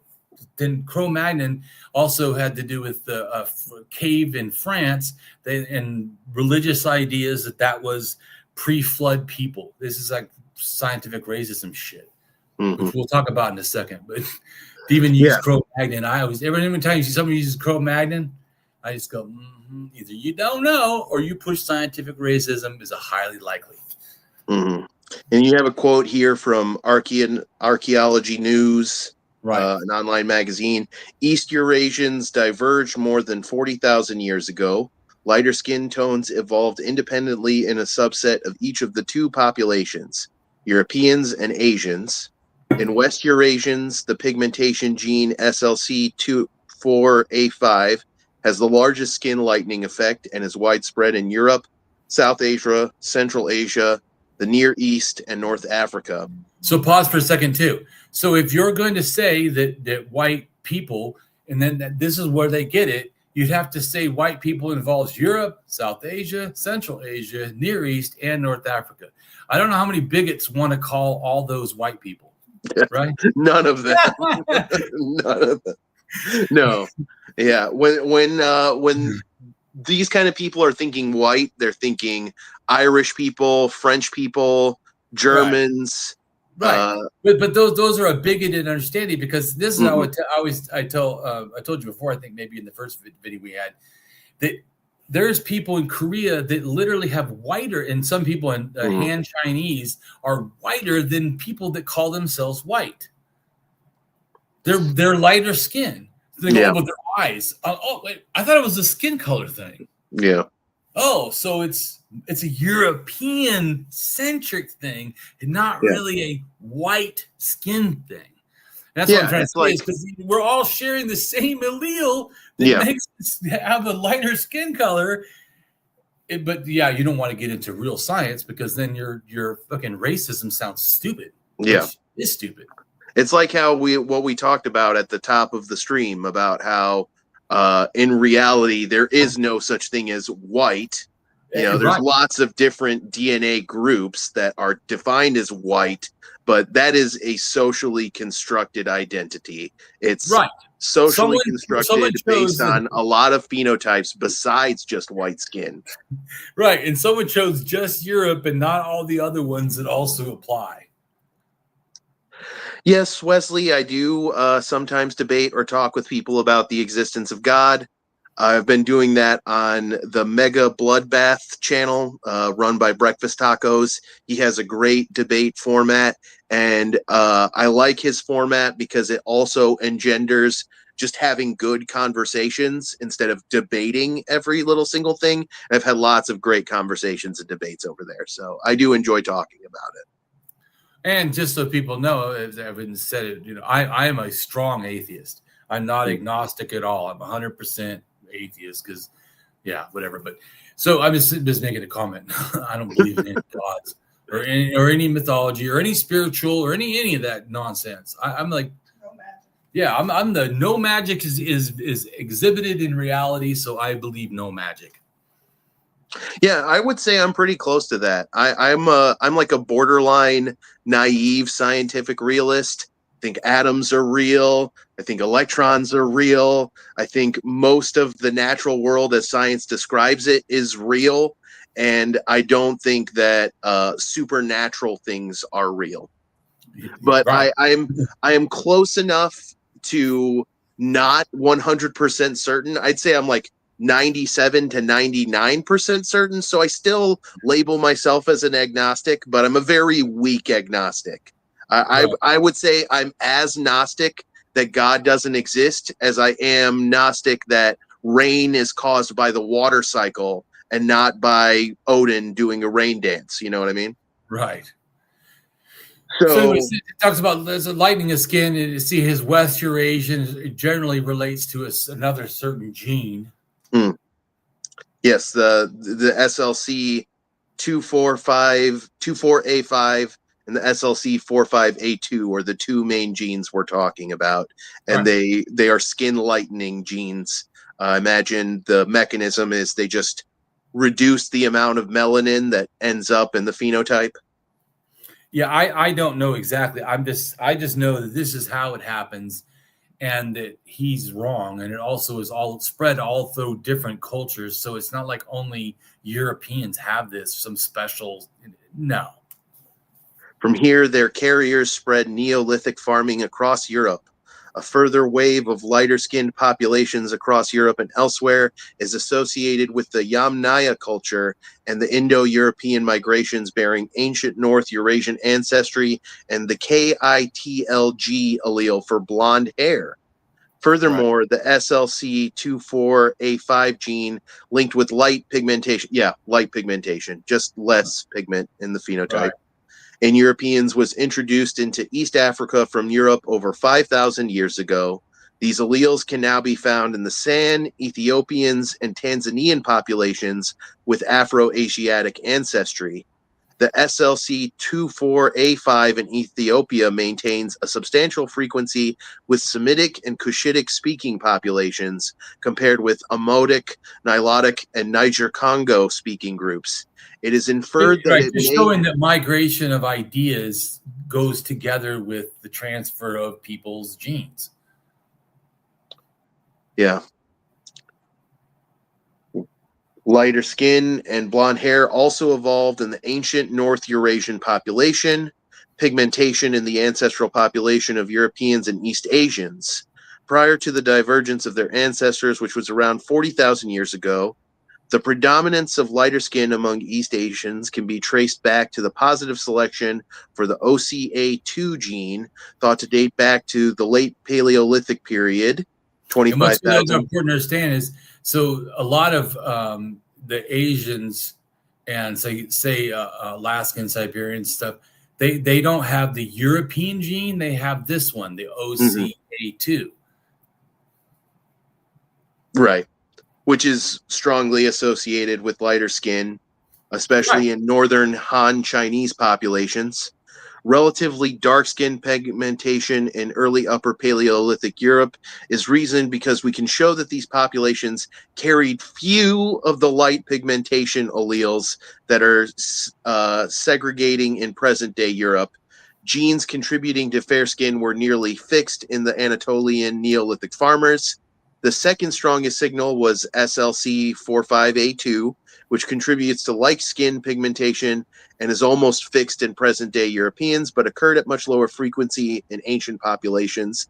In contrast, the derived allele of SLC24A5, that is the other major determinant of light skin pigmentation in modern Europe, appears fixed in the Anatolian Neolithic, suggesting that its rapid increase in frequency to around 90% in early Neolithic Europe was mostly due to migration. So it's talking about but you notice it's not 40,000. Yeah. What, 9.5 thousand? Yeah. So I said he's wrong. Way off. Like way off. More than 100% off. Right. You can skip some of this because it just keeps explaining how the stuff happened. I will definitely recommend to the audience to go and read this article in its entirety because it has some great genetic archaeological information, and it also talks about another line that I know that we use but we haven't talked about, and that is the linguistic side of things. Right. Languages evolve as well as mythology and cultures as these different groups migrate. Yeah, because language and religion are cultural products, and they moved with cultural migrations. Yep. Yeah, it's easy to weaponize science, especially if people don't understand stuff that's complex. Yeah, exactly. Okay. This is why I try to make it important is there's no one Cro-Magnon race in Europe. Yeah. That's what this other article here is about. Yeah, and then it shows, then a picture is going to show all the different cultures and the variations of what they were at what times. Just showing that when he talks about Cro-Magnon, he basically means 40,000 to 10,000. Look at how many changes there are and different DNA there are. To act as if this is one culture is ludicrous. Aurignacian, Gravettian, Solutrean, Eprivetian, Magdalenian, Paleolithic, Azilian. Wow, yeah, there's a lot of that he's glossing over here. Wow. Well, and of course he doesn't want to see charts like this either, because once again, I'm getting to the nitty-gritty of who he's actually talking about. He's using some like loose classification that's not even used anymore. And I'm using the actual cultures that relate to time frames and a specific DNA. Yeah, the Aurignacians are part of the wave of anatomically modern humans thought to have spread from Africa through the Near East into Paleolithic Europe and became known as European early modern humans or Cro-Magnons, which we don't use that second term anymore. Nope. We use a different term. European early modern humans, which correct. I think is better. It's a better term. Right.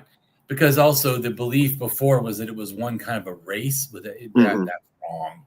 I show you the DNA is so varied, it becomes ludicrous. There are like a zillion of them. I will see myself out now. Good. You get yourself out of here, Wesley. You slinging your puns. How dare you, sir? This is a serious live stream, okay? We have no time for wordplay here. I'm kidding. We like wordplay. We're okay with it. Yeah. Okay. So Cro-Magnons, or European early modern humans, were the first early modern humans to settle mainly in Europe as early as around 55,000 years ago, but commonly thought of as 40,000 to 10,000 years ago. And this is what you were talking about, kind of, Right. right?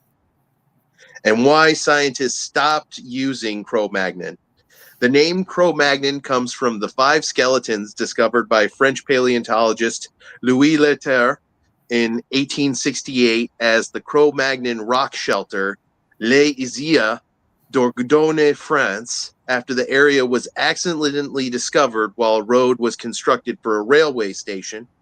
Remains of Paleolithic cultures have been known for centuries, but they were initially interpreted in a creationist model wherein they represented antediluvian peoples which were wiped out by the Great Flood. I didn't know that. Yeah. That's why I'm fascinating. saying when you're using this term Cro-Magnon, it has some loaded, scientific racism, religious, Bible believing nonsense, creationism.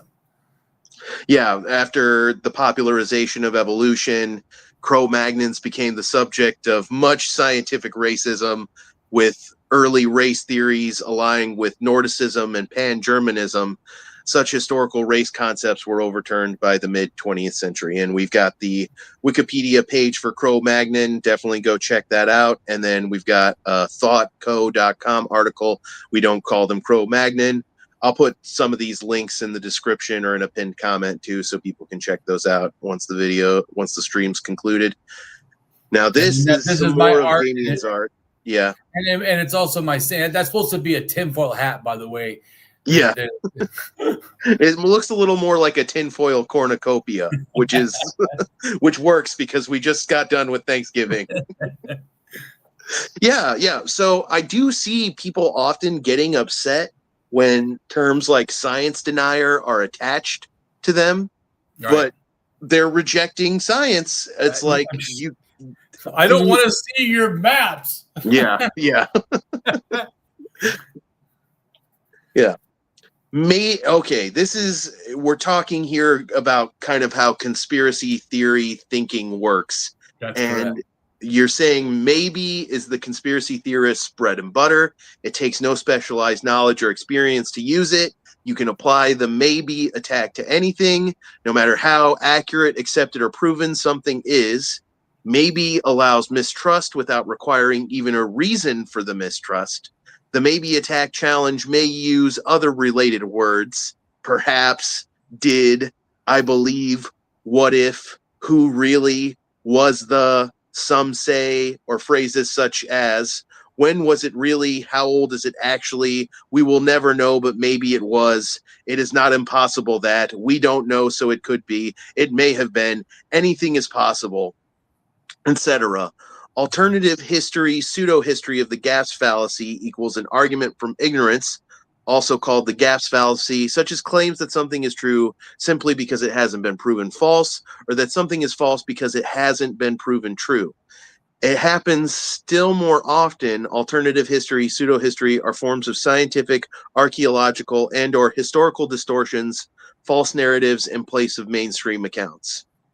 So I think it's kind of complicated because I think maybe is a useful tool, but it can be used in a way that's dangerous. Oh, yeah. I think if you're using it well, it represents your acknowledgement of your own limitations. When a scientist says this may have happened this way, they're not saying that they're guessing that with zero evidence. They're saying they have evidence that indicates this conclusion, but it could be wrong. And that is the heart of the scientific process. We only ever claim that things are provisionally supported, that things are provisionally accepted. and that we could collect new information. If I go out tomorrow and suddenly apples are no longer falling straight down from the tree, they're now falling sideways, we've got new data that disconfirms the previous model. Right. That's a maybe. I don't think that's actually going to happen, but it's an example of how maybe can be used responsibly. Your point, however, is that it can also be used irresponsibly, in that it can be used to advance an argument that has basically no evidence to support it. Maybe the moon is try made to of cheese. discredit arguments that do have evidence. Yeah. Well, they maybe thought that before, but it could change. Yeah. Well, so, I mean, evolution only seems true now, but maybe in the future will be. I'm just saying it's in a way that you can attack without actually even having to have any expertise at all. You can apply it to literally anything.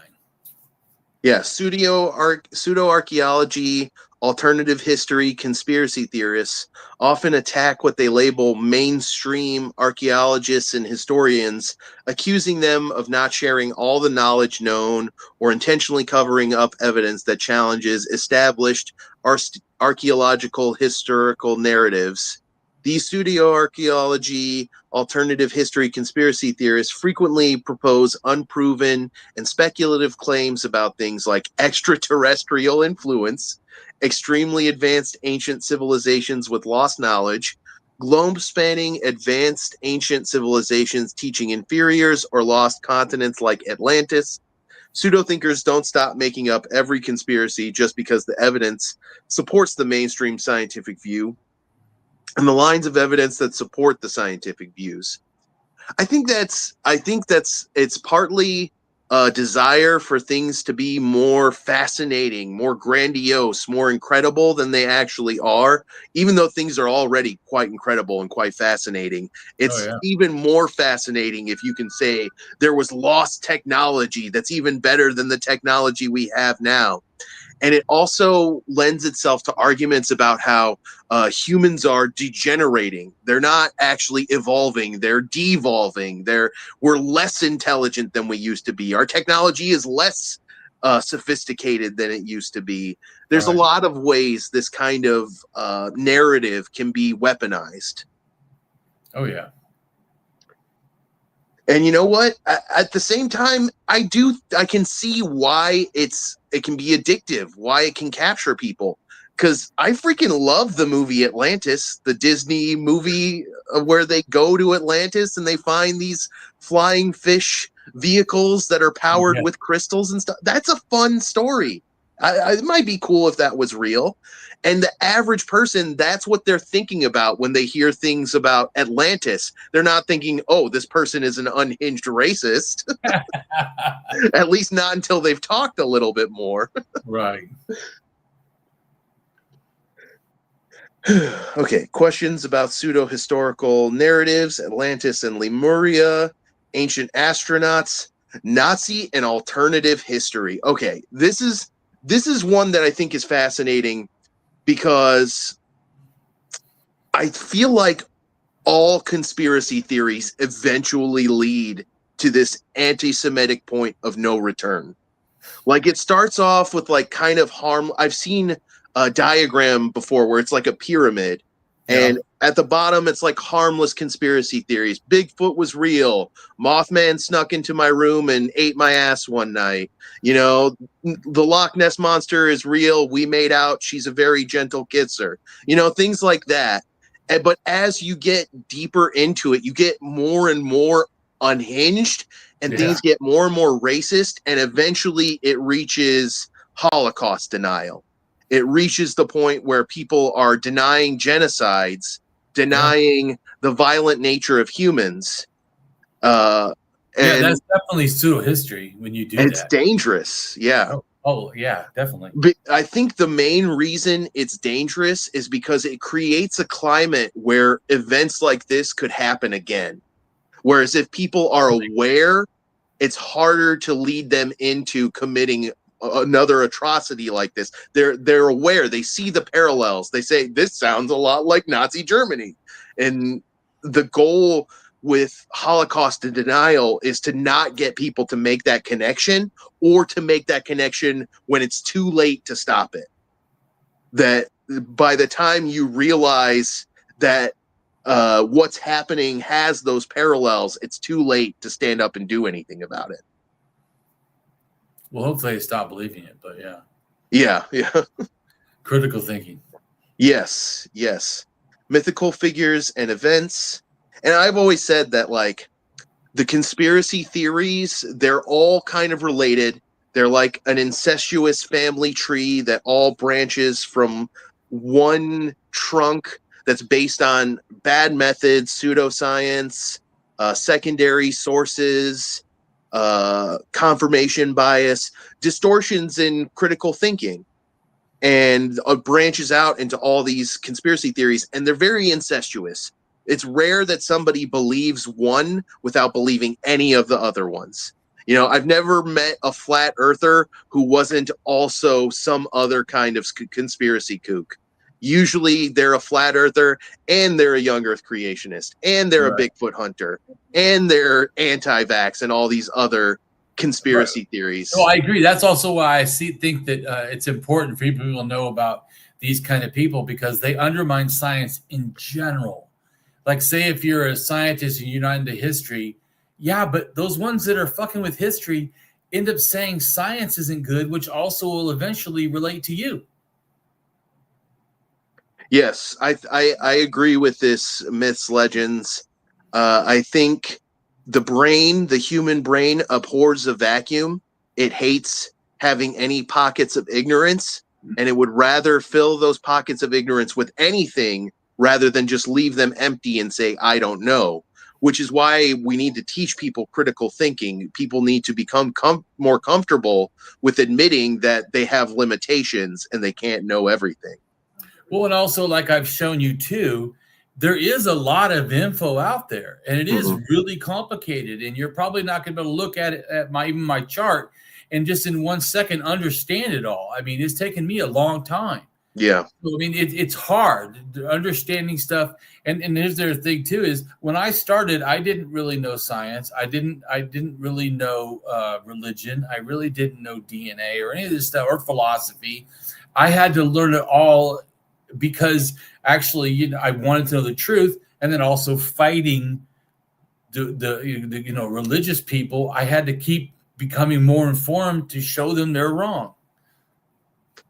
Yeah, I think religion is less inherently harmful, but I do think it engenders people into an epistemic framework where they accept things without evidence because of the nature of faith.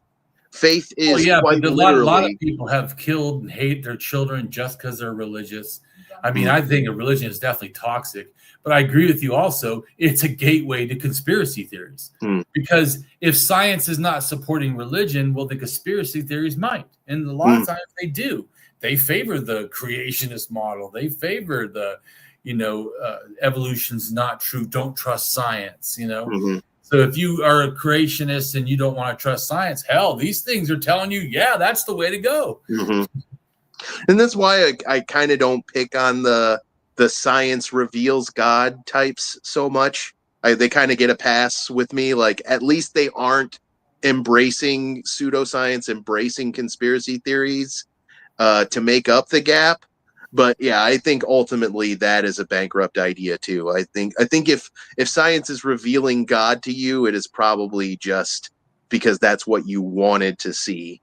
I think it's confirmation bias, but I can see why some people get that impression, because science does kind of indicate to us that there's a wide host of possibilities, perhaps infinite possibilities, and God could theoretically be one of those infinite possibilities. I think science generally indicates that it isn't, but yeah. You know, people are welcome to have a different opinion to me. I think there's a gradient to these things, and so I try to prioritize. But if that's your opinion, it's totally fair.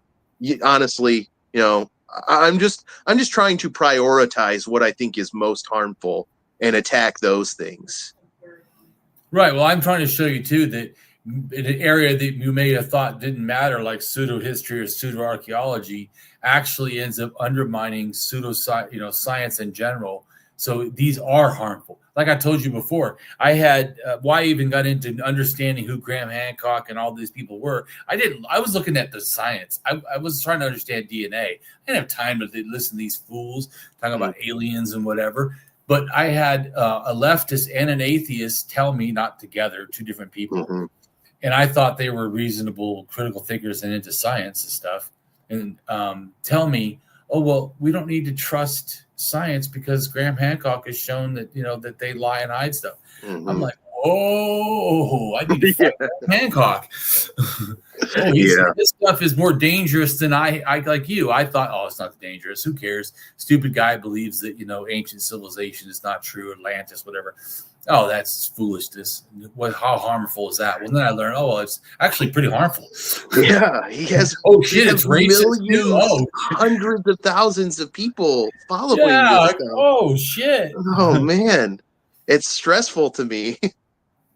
Yeah, so that's how I got into understanding this, is realizing from other people saying to me, hey, I don't need to trust science. And I'm like, whoa, what the fuck? Yeah. So is there anything, there's still quite a lot here. All this is explaining and breaking down how to hear when they talk and what they say and like the things that they say so people can be aware. Okay.